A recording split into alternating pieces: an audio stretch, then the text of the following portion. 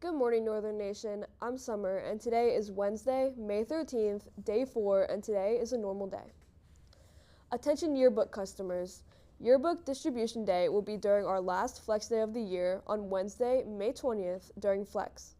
Your homeroom teachers will be getting tickets for those who purchased.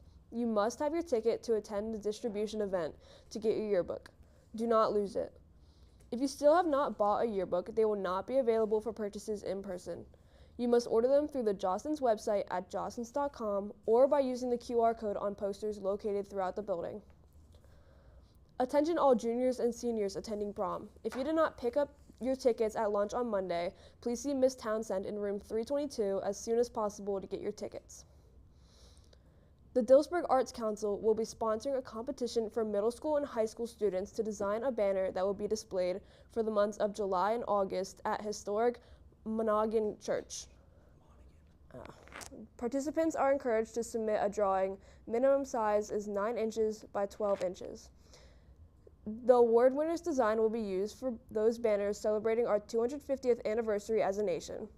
It would be acceptable to also include Dillsburg's part in that, as the Scots-Irish were the primary nationality that participated in the war, and Northern York County was founded by the Scots-Irish.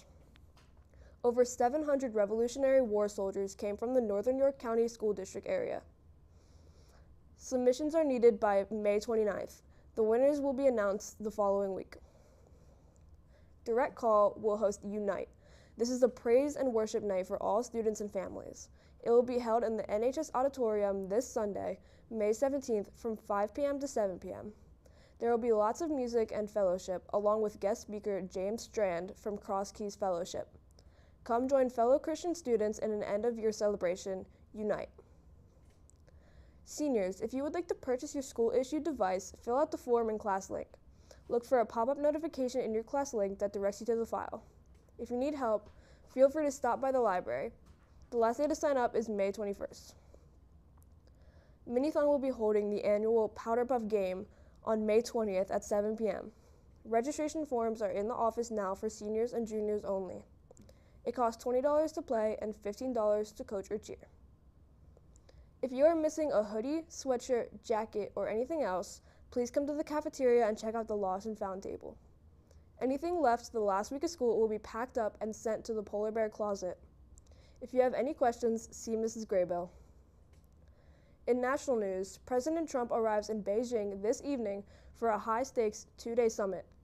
This is the first visit by a U.S. president to China in nearly a decade, and the stakes are significantly different than they were in 2017. And on this day in history, on May 13th, 1955, Mickey Mantle achieved a historic performance against the Detroit Tigers at Yankee Stadium, hitting 3 home runs, 2 left-handed, 1 right-handed. While widely cited in some historical posts as being over 463 feet, other sources specifically describe the distance as 400-foot home runs. And your fun fact for the day is an ostrich's eye is indeed larger than its brain. Their eyes are roughly 5 centimeters in diameter, about the size of a billiard ball, while their brain is only about the size of a walnut. Now over to Kirk with your sports.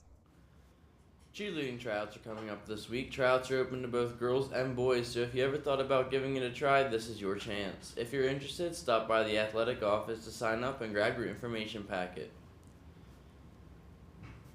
In sports, starting on the hardwood, the San Antonio Spurs just put the league on notice. They dismantled the Minnesota Timberwolves 126-97 in the Western Conference semis. San Antonio used a huge second-half run to turn a close game into a 29-point blowout. They now take a commanding lead in the series, leaving the Wolves searching for defensive answers before Game 6.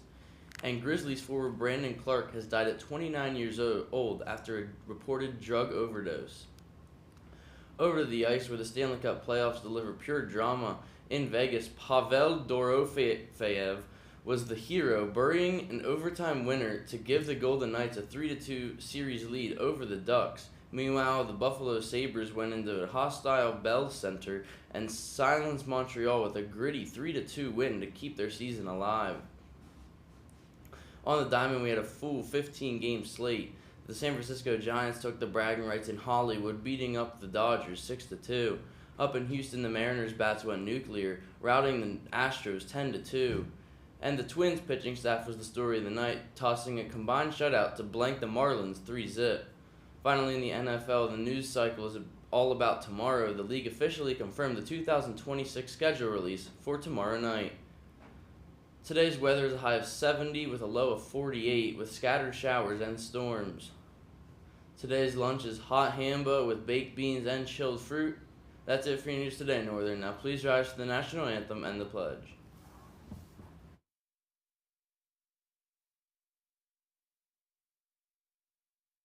So long wait.